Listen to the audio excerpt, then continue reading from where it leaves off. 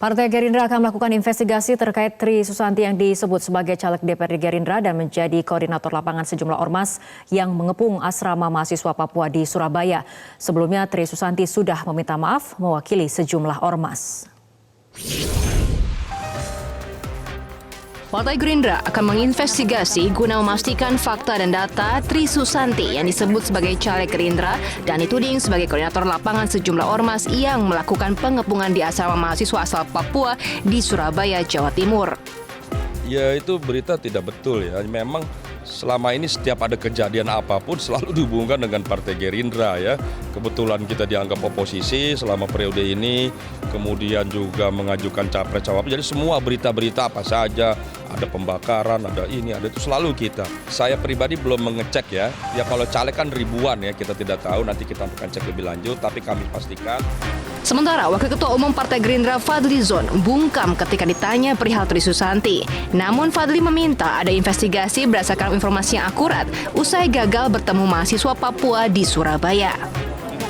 Ya pokoknya kita ingin redakan ini ya, kita tidak mau mengambil satu kesimpulan yang terlalu dini ya.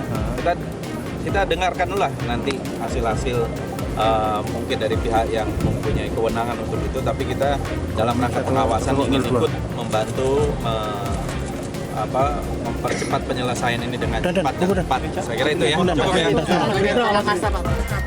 Selasa siang di Mapolda Jawa Timur, Tri Susanti mengaku sebagai perwakilan organisasi masyarakat. Tri Susanti meminta maaf mewakili sejumlah ormas yang sempat terlibat pengepungan asrama mahasiswa Papua di Jalan Kalasan, Surabaya.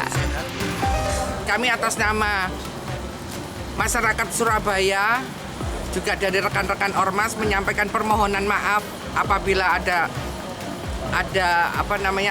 masyarakat atau ada pihak lain yang sempat meneriakkan itu. Kami dari masyarakat Surabaya dan khususnya dari rekan-rekan kemarin yang mendatangi asrama tujuannya untuk Merah Putih, kami menyampaikan permohonan maaf. Di sisi lain, Tri Susanti juga diketahui pernah dihadirkan pihak Badan Pemenangan Nasional Prabowo Sandiaga sebagai saksi di sidang sengketa hasil Pilpres 2019 di Mahkamah Konstitusi pada 19 Juni 2019. Selain itu, Tri Susanti juga disebut sebagai calon legislatif dari Partai Gerindra untuk Dapil 3 DPRD Kota Surabaya pada Pileg 2019. Tim Liputan Metro TV. Korlap aksi massa Tri Susanti sudah diminta keterangan oleh Polda Jawa Timur terkait pengepungan asrama mahasiswa Papua di Surabaya, Jawa Timur yang memicu aksi massa di Papua dan Papua Barat. Apa hasil pemanggilan korlap aksi massa di asrama Papua Tri Susanti? Untuk membahasnya telah bergabung dari luar studio Kabid Humas Polda Jatim, Kombes Pol Frans Barung Mangera. Selamat malam Pak Frans. Selamat malam Metro TV, selamat malam juga kepada pemirsa dimanapun berada. Baik, Pak Frans, dari hasil pemanggilan terhadap Tri Susanti ini, apa kemudian ataupun korlap aksi massa ini terkait dengan ormas apa? Korlap ini adalah tujuannya sebenarnya ingin melakukan ya pengibaran bendera dan sekaligus melakukan pengecekan di dalam. Karena isu yang beredar bahwa ada pelecehan terhadap bendera merah putih yang saat itu penempatannya bukan pada tempatnya. Saya ulangi, penempatannya bukan pada tempatnya, yaitu merah putih itu kemudian berada di selokan. Nah inilah kemudian beberapa ormas mendatangi berjumlah sekitar 750 sampai dengan 1.000 orang ya. Tergabung itu ormasnya. Sampai harus mengerahkan massa sebanyak itu. Apa tujuan sebenarnya? Apakah betul karena pemasangan bendera merah putih yang tidak pada tempatnya? Salah satunya itu, tetapi massa yang datang ini adalah simpatisan yang ingin melihat bahwa apa benar isu yang beredar itu. Dan ternyata memang isu tersebut dikonfirmasi dan memang ada. Dan kemudian kepolisian melihat bahwa ini sesuatu ancaman, tantangan, gangguan Kamtipmas yang harus kita tangani segera. Kalau tidak akan terjadi bentrok sosial dan gesekan. Pak Frans, tapi apakah dari polisi menemukan bukti adanya pemasangan bendera tidak pada tempatnya? Ada bukti yang mendukung, ada saksi yang bisa mengkonfirmasi hal itu?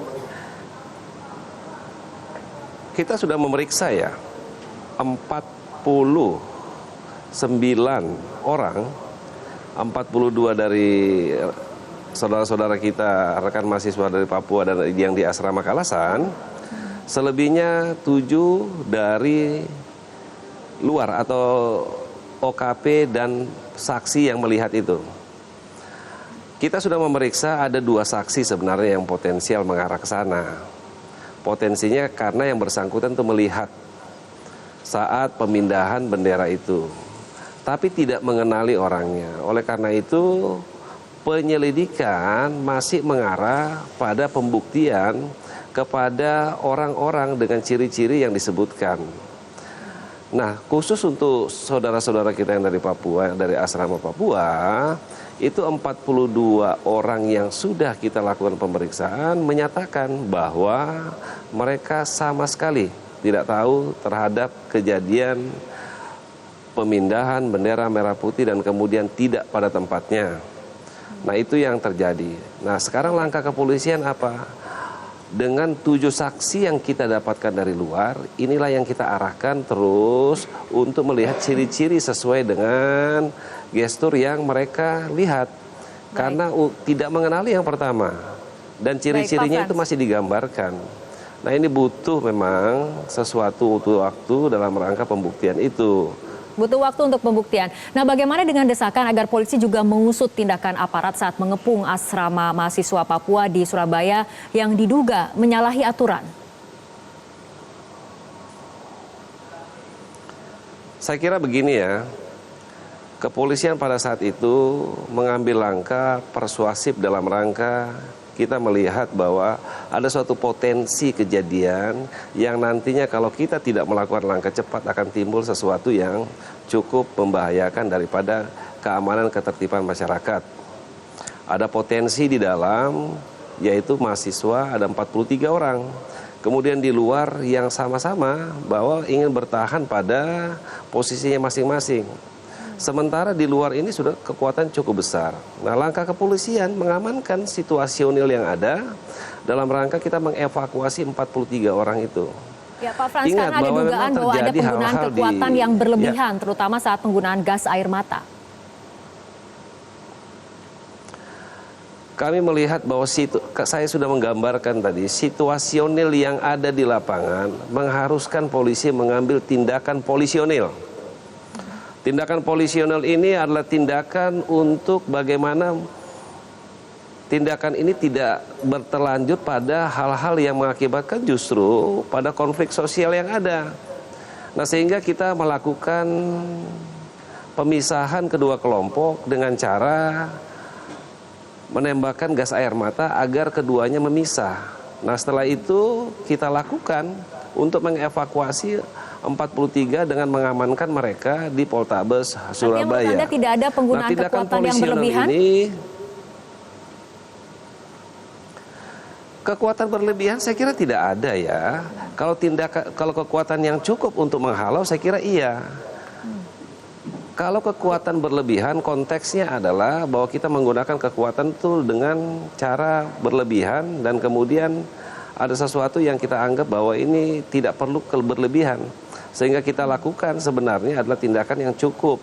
Karena yang dihadapi adalah masa yang cukup besar. Kemudian di dalam juga kita menemukan hal-hal yang sifatnya perlu kita waspadai. Sehingga kita menggunakan cara-cara yang memang ini harus kita lakukan. Satu yang ingin saya sampaikan, goalnya adalah bahwa tidak ada, goalnya adalah bahwa tidak ada sebenarnya yang cedera. Tidak ada sebenarnya yang terluka dan tidak ada hal-hal yang mengakibatkan justru konflik sosial. Sehingga kita membawa mereka dengan aman dan mengevakuasi ke tempat yang aman daripada pengepungan sejumlah ormas dan masyarakat yang ada di situ. Baik, Pak Itu Frans. goalnya saya kira. Ya, baik Pak Frans, tapi bagaimana dengan perkembangan pengusutan dugaan rasialisme ataupun adanya ujaran yang bersifat rasial pada saat adanya pengepungan di asrama mahasiswa Papua? Saya kira begini ya, semua elemen masyarakat sekarang sepakat bagaimana kita menjaga keamanan ketertiban dan kondusivitas wilayah yang ada.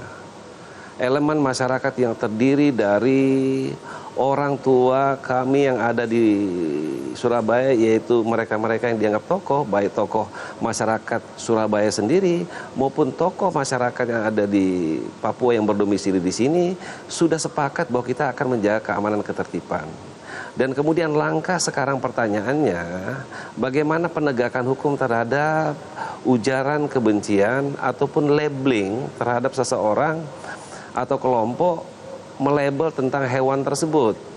Saya kira pada saat tadi anggota Dewan dan saya kira semua media sudah merekam ini semua, penyampaian Bapak Kasdam tadi adalah kita hargai semua bahwa beliau akan melakukan penyelidikan sesuai dengan apa yang ada dan itu akan disampaikan nantinya. Nah, ini langkah-langkah ini saya kira penting untuk kita ketahui bahwa untuk dalam rangka keamanan ketertiban saya kira hal yang tadi poin pertama yaitu kita menjaga kondusivitas dan penegakan hukum, dan sekarang adalah bagaimana kita merajut semua elemen ini untuk sama-sama peduli terhadap sesuatu yang kita inginkan, yaitu keamanan ketertiban secara bersama. Baik Pak Frans, kita masih terus tunggu bagaimana hasil dari pengusutan terhadap pemicu aksi massa ini secara transparan kepada publik. Pak Frans, terima kasih telah berbincang bersama kami malam hari ini dalam Prime Time News.